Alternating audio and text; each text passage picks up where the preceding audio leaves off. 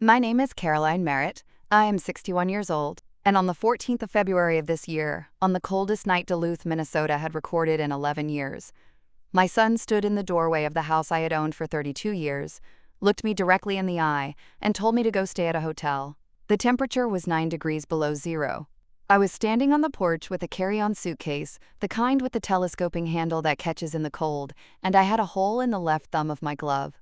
I had been awake for 52 hours. I had just buried my sister in Baton Rouge, Louisiana, and I had caught an earlier flight home because I wanted to sleep in my own bed. What I found instead was a deadbolt that did not recognize my key, a warm light burning behind curtained windows, and my son's voice coming through the door saying things I could not have imagined, even knowing everything I already knew about the situation. I did not bang on the door. I did not raise my voice. I did not sit down on those icy porch steps and weep, which is what I wanted to do more than I had wanted anything in years. I picked up my suitcase handle. I walked back down the 4 porch steps carefully because there was ice and I was 61 years old and I was not going to fall on those steps in front of my son's house.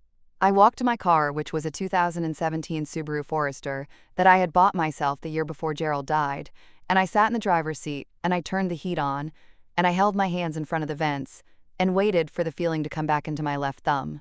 Then I reached into the glove compartment and looked at the folder I had been keeping there for 6 weeks. The folder had Hargrove Commercial Development's letterhead on the top sheet. It had my signature on the last page, and it contained documentation confirming the deposit of $412,000 into an account at a credit union my son did not know I had ever opened. What my son did not know, standing in that warm doorway while I stood in 9 degrees of February dark, was that the house he had just locked me out of no longer belonged to me. I had sold it 11 weeks earlier. The title had transferred in November. A commercial demolition and site preparation schedule had been filed with the city planning office in Duluth, and a certified letter from Hargrove Commercial Development notifying occupants to vacate by the 28th of February was 9 days away from arriving in his mailbox. I want to pause right here before I take you back to the beginning of this story and ask you something personal. Where in the world are you right now? What city, what country, what time does your clock say? Drop it in the comments below. I genuinely want to know. These stories travel to places I never imagined, and something about knowing where you are when you hear this makes it feel real to me in a way I cannot fully explain. And if you connect with stories about women who were quietly pushed out of their own lives, their own homes, their own sense of themselves, and who chose to respond with planning rather than pleading, please hit the like button and subscribe to this channel. Every single subscriber tells us that this work matters and that it reaches the people it is meant to reach. Now let me take you back 32 years because you cannot understand what happened on that February porch without understanding everything that came before it. The house at 417 Birchwood Terrace in Duluth was not an impressive house by most measures. It was a 4-bedroom colonial with aluminum siding that had faded from bright white to a pale institutional gray over the decades. It sat on just under half an acre of a sloped lot in a neighborhood that had been solidly working class when Gerald and I moved in, and had grown, over the years, increasingly complicated in ways that neither of us fully tracked while we were busy raising children and paying down a mortgage. There was a Norway pine in the backyard that Gerald planted on a Saturday in late April of 1992, the spring we moved in. He was 41 years old that day. He wore a green flannel shirt with a tear in the elbow that I had mended twice. He knelt in the mud with the sapling and packed the earth around its roots with both hands and looked at me over his shoulder and said, "30 years from now, this is going to be enormous." He was right.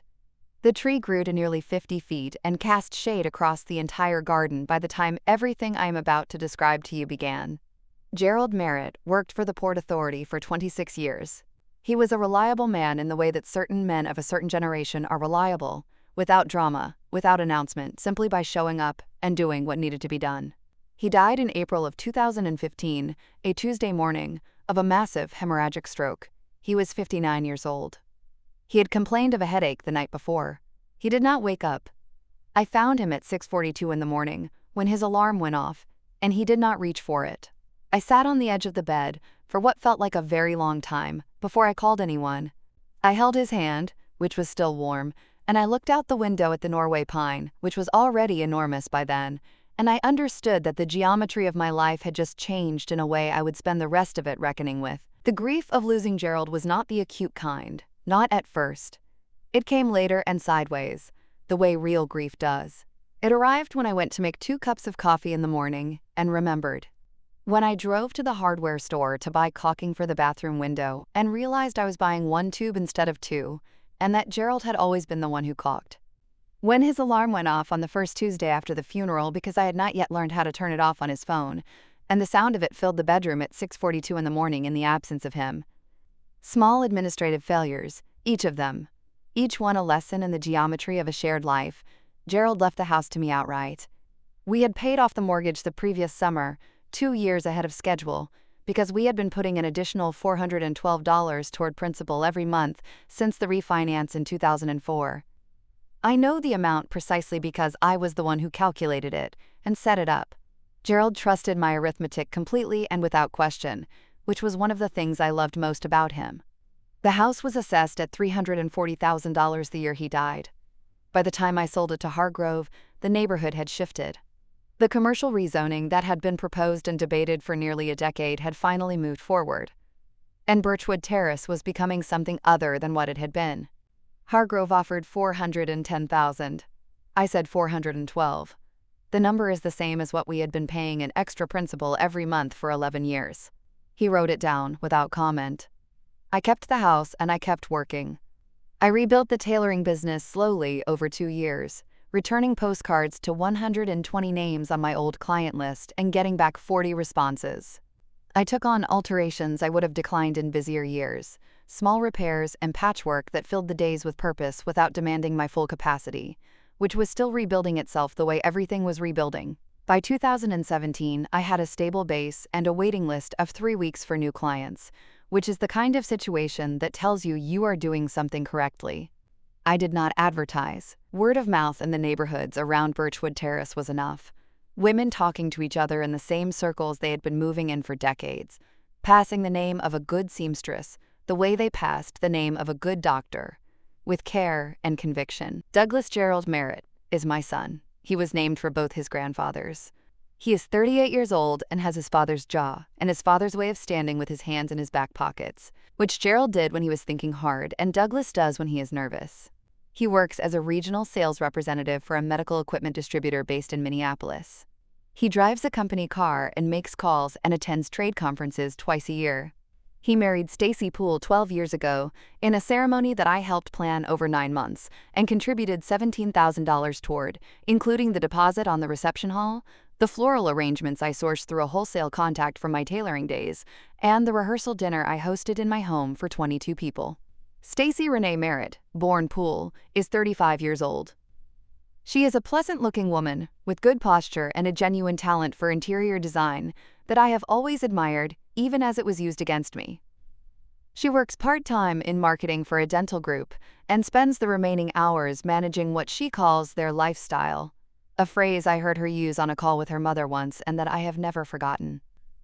The lifestyle in question, during the years they lived in my house, included a leased BMW X5 at $860 monthly, a joint gym membership at $290 a month, standing salon appointments at $400 every 6 weeks, and a rotating account of home decor purchases I never fully tracked. They have 2 children. Tyler Allen Merritt, 9 years old, plays midfield in his soccer league and has a gap between his front teeth that I find completely endearing. And Breeze Merritt, who is 6, and who has a laugh that sounds like a question mark, and who likes her hot chocolate with so many marshmallows that the spoon stands up. My neighbor Phyllis Hartung had been my closest friend for 22 years by the time all of this began. She lived 4 houses down in a bungalow she had transformed over 20 years, from a beige rental into something warm and particular, with deep porch chairs and window boxes planted every May, and a kitchen that smelled permanently of cardamom. Phyllis's husband Martin had died in 2019, 4 years after Gerald, and after that we had built the kind of friendship that 2 widows in their late 50s can build, grounded in the shared understanding that you are both navigating the same terrain at the same altitude, and that it helps to be able to look sideways and see someone who understands. Phyllis never gave advice unless I asked for it. She listened without summarizing. When I called her in October of 2023, and said I needed to borrow her SUV for a few Saturdays and could not explain why yet. She said, "What time do you need me there on the first one?" That was the whole conversation. For the first 3 years after Gerald died, Douglas and Stacy lived in a rented apartment on the east side of Duluth. They visited on Sunday afternoons sometimes, and called on holidays usually, and I rebuilt my business and my daily life without requiring anything from them. Then in January of 2018, Douglas called to say the lease was ending and rents were, in his word, unsustainable, and could they stay for a few months while they saved toward a down payment. He said a few months very clearly. I said of course. I prepared the guest rooms. I moved my sewing equipment to the smallest bedroom so they could have the master. I did this willingly and without calculation. The beginning of their stay was simply what it was. The few months became a year. The year became 2. The 2 became 4. The process was gradual and consistent, the way erosion works. Nothing dramatic, simply the slow, persistent movement of water, until one day the bank is gone. By the end of 4 years, Douglas and Stacy had the master bedroom. The living room had Stacy's taupe sectional, where Gerald's wingback chair had been, and I slept on a full-size bed, wedged between my cutting table and a stack of fabric bolts in a hybrid workroom and bedroom with inadequate morning light. The light in that room was not good. I worked in it anyway, every morning, under my good lamp. The first incident I returned to most often happened at Christmas of 2021. I had spent the full week before the holiday cooking, a standing rib roast from the butcher, twice baked potatoes with Gruyere and chives, a green bean casserole made from scratch, cranberry sauce with orange zest and cardamom from a recipe I had clipped in 2003, a peppermint layer cake with white chocolate buttercream that took 2 full days. I set the table with Gerald's mother's china, white with a gold border I hand-washed before every holiday. I lit the candles in the silver candlesticks. I put on the teal silk blouse my sister Ruth had sent for my birthday. I set 7 places. At 5:30, Stacy came downstairs in her coat. Douglas was behind her with both children in their outdoor things. She looked at the table and said, "Oh, we actually decided to go to my parents this year. We thought you knew. We told Douglas to tell you." Douglas said, "I thought I mentioned it, Mom. Sorry." They left at 6. I stood in the dining room with the candles lit and the gold-bordered china set for 7 and a rib roast in the oven. Then I sat down, alone, at the table I had set, and I ate. I had leftovers for 4 days. The second incident was in March of 2023. Patrice Holloway, a retired schoolteacher in her mid-70s, brought me a vintage camel wool coat that had belonged to her mother. The lining needed full replacement and 3 seams rebuilt. I worked on it for a week and a half in the evenings, under my good lamp. I charged Patrice $140. She was pleased. That evening, Stacy appeared in my doorway and said Douglas had 4 suit jackets that needed taking in. The dry cleaner wanted $90 each, and since I was living there rent-free, maybe that was something I could contribute. I did the 4 jackets. I did not say the things I was thinking. Then I sat on my bed, and I looked at the Norway pine through my small window, and I thought about those 2 words, rent-free, spoken in my kitchen, in my house, over my sewing table, the house I had paid a mortgage on for 20 years, and property taxes on for 32, and a new roof on in 2008, and a new furnace in 2014. I thought about them for a long time. The third incident happened in September of 2023. I told Douglas and Stacy at dinner that I was thinking of consulting a real estate attorney about the property, just to understand my options. Douglas put down his fork. He looked at Stacy. The look was brief and communicative, an entire conversation in a glance. Then he looked back at me and said, "Mom, we need more time before you do anything like that. If you sold the house, we'd have nowhere to go." Stacy said, "I think it would be really hard on the kids to uproot again. Tyler is finally settled. You'd really do that to Tyler?" I said goodnight. I washed my plate. I went to my workroom and I closed the door, and I sat at my cutting table, and I looked at the Norway pine in the dark backyard, and I thought about Douglas using the word we in a sentence about my house.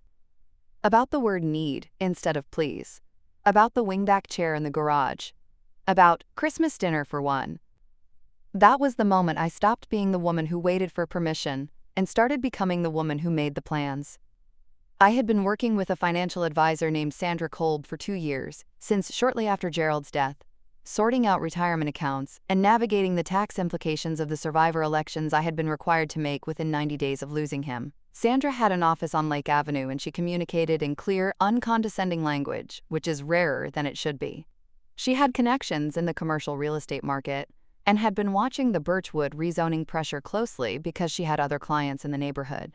The previous spring, she had told me that the lot underneath my house was worth more than the assessed value suggested and that the window was narrowing. I had not been ready then. I was ready in September.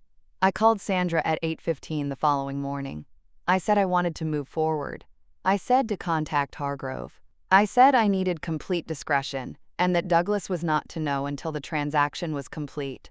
Sandra said, "Understood. I'll call Paul Greer today." She also recommended I meet briefly with an estate attorney named Carolyn Voss to ensure the title was clean and that there were no liens or encumbrances I had missed in the years since Gerald's death. I met with Carolyn Voss for 40 minutes in her office on Superior Street in September, and she reviewed the documents and told me everything was in order. I paid her $320 and I walked back to my car, and I thought about what it felt like to be the one with the paperwork done rather than the one waiting to see what the paperwork said about you. Paul Greer from Hargrove came to the house on a Tuesday afternoon in early October, while the family was out. He was methodical and respectful, the manner of someone who works with structures and does not romanticize them. He measured. He walked the perimeter. He noted the setback lines and the Norway pine, and the condition of the foundation and the age of the roof. He spent 40 minutes total, and then he sat across from me at the kitchen table, the table I had sat at for 32 years, and he offered $410,000. I said $412. He wrote it down. 3 weeks later, I signed the purchase agreement. On the 4th of November, title transferred. On the 7th, the $412,000 cleared in the credit union account Sandra had recommended I open separately. What followed was 8 weeks that looked, from the outside, like nothing at all. I continued to cook on the nights I cooked. I altered jackets when asked. I attended Tyler's soccer game on the 22nd of October with a thermos of hot chocolate, with extra marshmallows, and I sat in the cold bleachers and cheered when he intercepted a pass in the second half, and he looked up and found my face the way children find the one face they are looking for, with complete instinctive accuracy. I waved. The signed purchase agreement was in my coat pocket.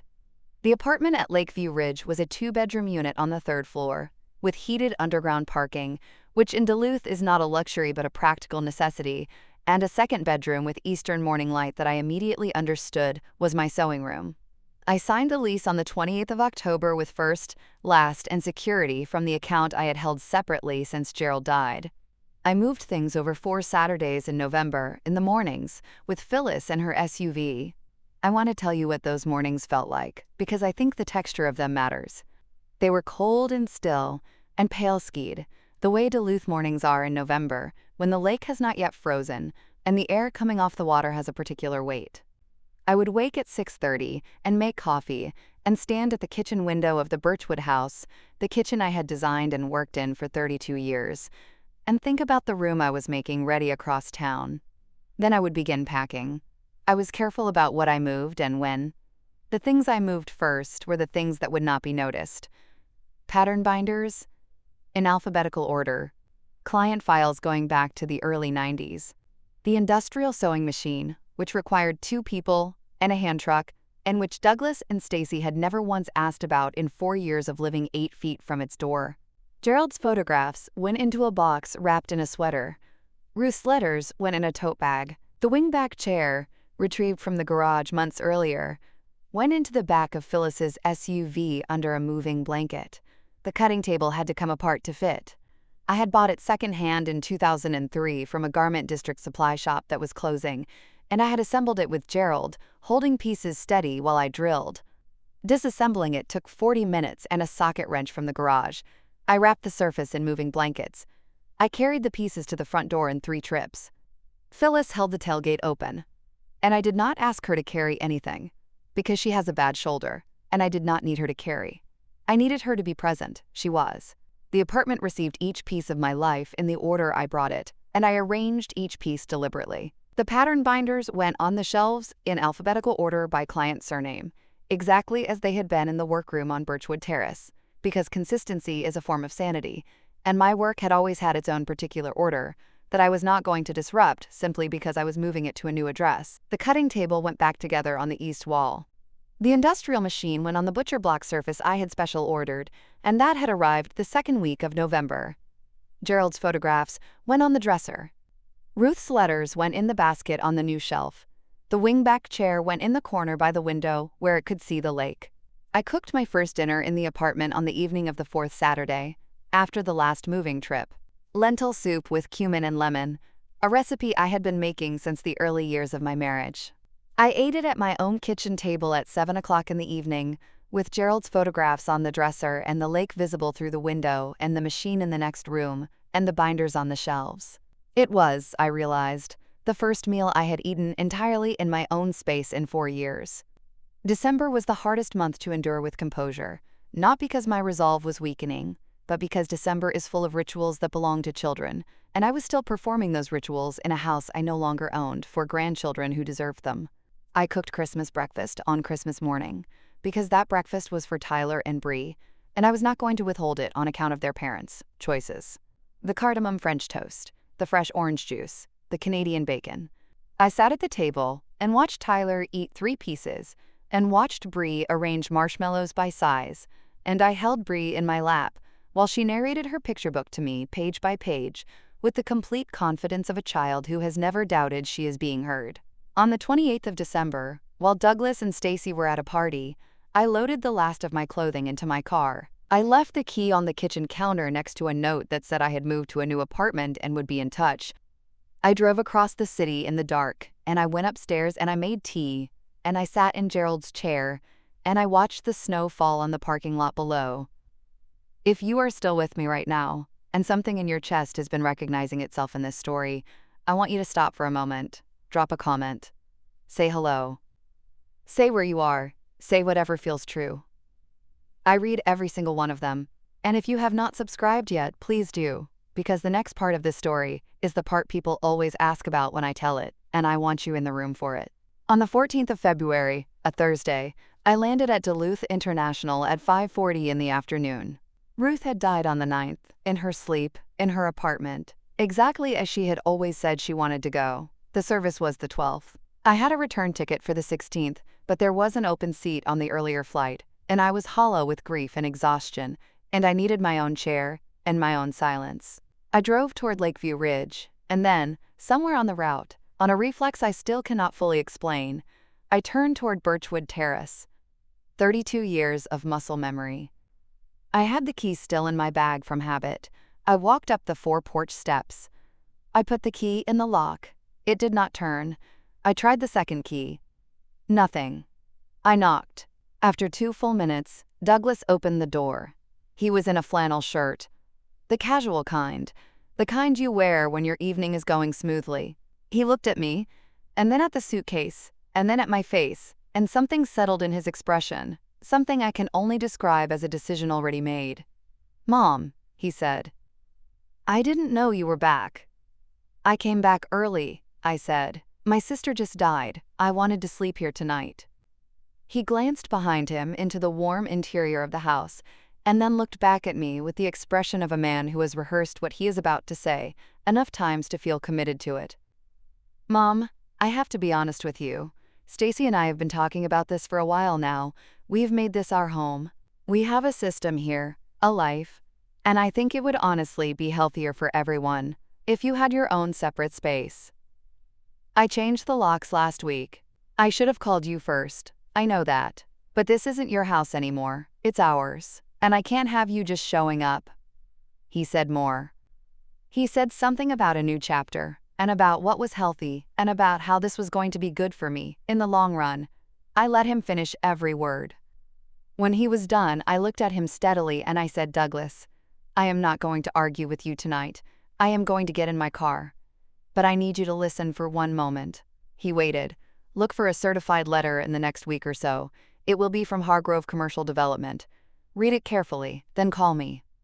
He frowned. "Who is Hargrove Commercial Development?" "Read the letter," I said. I picked up my suitcase. I walked back to my car. I ran the heat. I thought about Ruth, who had told me every Sunday for 32 years that I was stronger than I believed. I thought about Gerald and his green flannel shirt in the mud with a sapling. I thought about Tyler's face finding mine in the bleachers. I thought about the folder in the glove compartment and the morning light in my sewing room. Then I drove home. The certified letter from Hargrove arrived on the 19th of February. At 9:47 in the morning on the 20th, my phone rang. Douglas. I did not answer. At 9:53, again. At 10:17, a text in capital letters, "Mom, call me, now." I replied, "I'm resting today. I'll call you tomorrow, Douglas." He called 3 more times. Stacy called twice. I made a second cup of tea, and I looked at the lake, which was still frozen and enormous and indifferent to all of this, and I waited. Douglas came to my apartment on the 21st of February, a Saturday morning. I had mentioned to my neighbor Frank Calloway across the hall, a retired high school wrestling coach in his late 60s, with the quiet, settled physicality of a man who has spent decades teaching young people not to panic, that I might have a difficult visitor and would appreciate his being visible. Frank sat in his open doorway with a paperback. Douglas did not notice Frank. He came into the apartment and stood looking around the room. He looked at the sewing table through the open doorway of the eastern room.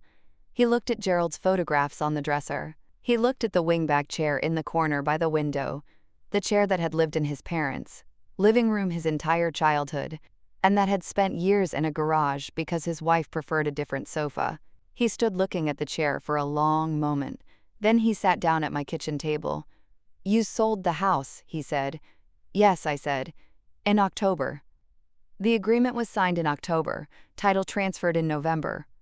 A pause. "You sold Dad's house and didn't tell us. We've been living in a house with a demolition date. We have children in a house with a demolition date." I poured 2 cups of coffee. I set one in front of him. I sat across from him. "I had every legal right," I said. "The house was mine. Gerald left it to me." I paused. "And I want you to think carefully about what happened on the porch on Valentine's Day. You locked me out of my house while I was coming home from burying my sister. You told me it was your space now. You told me to go to a hotel. You had changed the locks on a building whose deed had my name on it and not yours." He looked at the coffee cup. "I'm sorry, Mom. I know it was wrong. I panicked. I handled it badly." "You did," I said. "But the February porch was not the beginning of this story. It was the last page of a very long chapter." I looked at him steadily. "Hargrove says you have until February 28th. That is 9 days. Marie Elkins is their relocation coordinator. There is a $3,000 transition package. You should call her today." I paused. "There are rentals in the school district. Tyler will not have to change schools. I checked that before I signed the agreement in October." He looked at me. "You checked that?" "Yes," I said. "Of course I did." He sat with that for a moment. Then, quietly, "Is there anything that would change this?" "The sale, no. But Douglas, hear me. You are my son. Tyler and Bree are my grandchildren. Those things are unchanged. They have no demolition schedule." He rinsed his coffee cup at the sink before he left. Then he left. In the days after his visit, the apartment had a particular quality I had not expected. I had anticipated relief, possibly satisfaction, possibly something that felt like resolution. What I felt instead was something quieter and more complicated. A tiredness that was not unpleasant. The tiredness of having carried something heavy for a long time and finally setting it down in the correct place. Not because the carrying was over. Because it had arrived where it needed to go. I called Phyllis on the Sunday after Douglas came. I told her the whole story without editing, from the February porch to the apartment visit. She listened the entire way through without interrupting, which is a discipline she has cultivated over decades of friendship. And then she said, "How are you doing, Caroline?" Not how did it go, not what did he say, how are you doing? I told her I thought I was doing all right, which was the truth. She said, "Come for dinner." Tuesday, she was making cardamom soup. I said I thought she had copied my recipe. She said she had improved it. She had. Stacy called on the 22nd and said, in a carefully measured voice, "Caroline, I hope you know we never meant to make you feel unwelcome in your own home." I looked at the lake. "I know you believe that, Stacy," I said. She started to say something about families and difficult things. I told her I had a client coming and ended the call. They vacated on the 26th of February. They found a rental on Aldercrest Lane, 2.1 miles from Birchwood Terrace. 3 bedrooms, a yard, same school district. Tyler told me about his blue-walled room at our pizza dinner in early March and showed me his trophies on the shelf through a photo on his mother's phone. Bree sat across from me and ate her pizza folded from the pointed end and told me about a dream involving a horse with a purple mane, and I listened to every detail because it was a good dream and she was proud of it, and I was not going to be someone who made a child feel their dream was small. Demolition site preparation on Birchwood Terrace began on the 3rd of April. I drove past once, on a Wednesday morning. The Norway pine was down, reduced to a 3-foot stump in the center of where the backyard had been. The porch steps were in a pile at the edge of the lot. The aluminum siding was partially stripped. I sat in my car and looked at the stump, and I thought about Gerald kneeling in the mud in his green flannel shirt with a sapling and the promise of 50 feet of shade.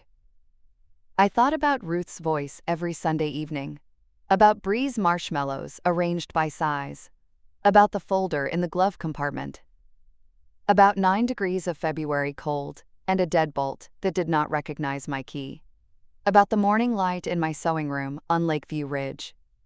Then I drove home. I do not think of what I did as a victory. I want to be precise about that, because I think it matters.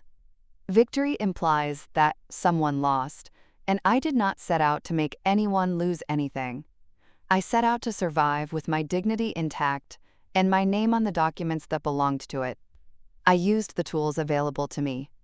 A financial advisor, a real estate transaction handled through proper legal channels, a lease signed with my own hand, an account in my own name, and 32 years of patience that had finally been directed somewhere useful.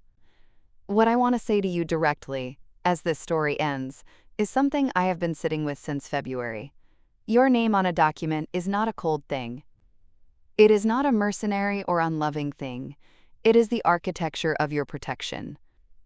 The world runs on paper, on signed agreements and certified letters and recorded titles, and your dignity deserves to be recorded in the same language. Do not let anyone tell you that attending carefully to the practical reality of your own life is a failure of warmth. It is not. It is the most necessary thing you can do for the version of yourself who will one day be standing alone on a frozen porch and who will need ground beneath her feet that belongs to no one but her. I sit in my apartment in the mornings now with tea and Gerald's chair and the lake in the window. The sewing business is growing slowly and deliberately. 3 new clients since February, 2 referred by Phyllis and 1 by Patrice, who told someone I was the best alterations hand in Duluth, and I do not dispute it. The eastern room fills with morning light, and my sewing table sits in it, and I work there in the early hours before the city wakes all the way up, and all of it is mine, in the way that almost nothing has been mine in 4 years. There is one question I want to leave you with today. If the people who were supposed to see you most clearly were the ones who kept looking right through you, at what moment did you decide to make yourself visible entirely on your own terms? Not for them, for yourself. I want to know your answer. Leave it below, whatever it is, I want to read it. To every person who stayed until the very end of this episode, whether you are in your car or your kitchen or in a time zone I have never thought to picture, thank you in a way I hope lands as something genuine and not merely a closing phrase. At Revenge Chronicles, we believe that composure is a form of power, that silence can be a form of strategy, and that the woman who says the least at the table is sometimes the one who has already made the most consequential decision in the room. You are the reason we do this every single day. If this story stayed with you, share it with one person who needs to hear it. Subscribe so you are here for what comes next. And come back tomorrow. There is always another woman with a story worth telling, and she has been quiet for long enough. There is something I want to add here about the specific nature of the 4 years before all of this, because I think the details matter, and I have been sparse about them when they deserve a fuller accounting. The experience of being slowly removed from the center of your own home is not a dramatic one. It does not happen in a confrontation. It happens in the accumulation of small moments, each of which is easy enough to absorb on its own and impossible to see clearly until you have enough distance from them. Let me give you a few more so that you understand the full picture. There was the matter of my clients. My tailoring business, which I ran from the converted garage on the Birchwood property, required that clients come to the house.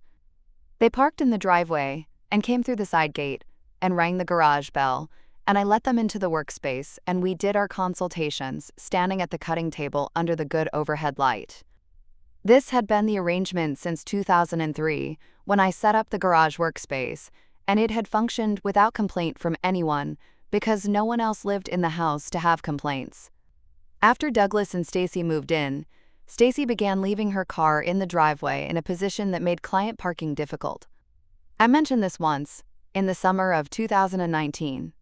She moved the car. 3 days later, it was back. I began texting clients to park on the street. This is a small thing. I want you to know I understand it is a small thing. But it is the kind of small thing that is never addressed, and that quietly redefines the terms of your occupancy of a space you own. There was the matter of my sewing hours.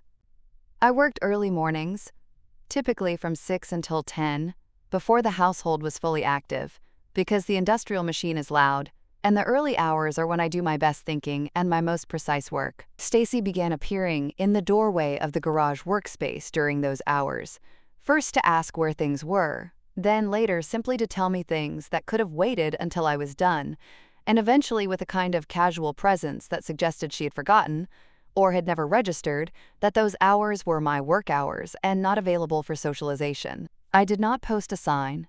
I did not establish rules. I simply noted that the arrangement of my own mornings was no longer entirely mine to govern. There was the matter of Bree's birthday party in the fall of 2022. Stacy planned it for the Birchwood backyard because the yard was larger than what they would have had in any rental. She did not ask me. She mentioned it, 10 days before the date, as information rather than as a request. I said of course. It was a lovely idea. I spent the Saturday morning of the party setting up tables and hanging string lights from the Norway pine because Stacy had bought string lights and had not thought through how to hang them. 23 children came. It was loud and energetic in the way that 6-year-old birthday parties are, which is to say, completely and without apology. I enjoyed it. I am telling you this because I want to be fair. There were good things woven into those 4 years, moments that were genuinely warm and worth having, and I do not want to present a story of pure suffering, because that would not be accurate. What I want to convey is the pattern beneath the good moments, the steady accumulation of assumptions, the way a person can be hospitable and generous and still be slowly replacing you in your own space. By the end of the 3rd year, I had understood, with a clarity I had been avoiding, that Douglas and Stacy had no plan to leave. The down payment savings they had mentioned in January of 2018 were not, as far as I could discern, materially closer to their target than they had been when they arrived. The BMW X5 lease had been renewed once, the gym membership continued, the salon appointments continued. The lifestyle, as Stacy called it, was being maintained at a level that was not consistent with the aggressive saving of a young family preparing to purchase a home in a rising market. I did not say this. It was not my place to audit their finances. But I understood what I was seeing, and I understood that the timeline they had proposed in January of 2018 had never been a real timeline. It had been a number said to make a request sound temporary when it was not. I also want to tell you about the legal research I did in the months before I spoke with Sandra Kolb. I am not a lawyer. I do not pretend to be. But I am a woman who reads carefully and who has always believed that understanding the rules of a situation, the actual written rules, is preferable to operating on assumption. I spent several evenings in the spring of 2023 reading about property rights in Minnesota, about what a sole owner can and cannot do with a property that family members occupy without a formal lease agreement. The answer, in plain terms, is this: a great deal. As the sole owner of a property, with no co-tenants and no lease agreement on file with anyone, I had rights that were essentially unlimited within the scope of what any property owner may do, including sale. The occupants, regardless of their relationship to me, had no legal standing to prevent a sale. They had no claim to the property. They had been living there as guests, extended guests, guests who had gradually transformed the guest arrangement into something that felt like entitlement, but guests nonetheless, with no document in existence that granted them anything beyond my continued goodwill. I read this information over several evenings, and I found it, if I am being honest, clarifying in a way that felt like something tight in my chest finally loosening. The conversation with Sandra Kolb in the spring of 2023, when she first mentioned Hargrove and the rezoning, landed differently because of that research. I had already been thinking about the shape of my options.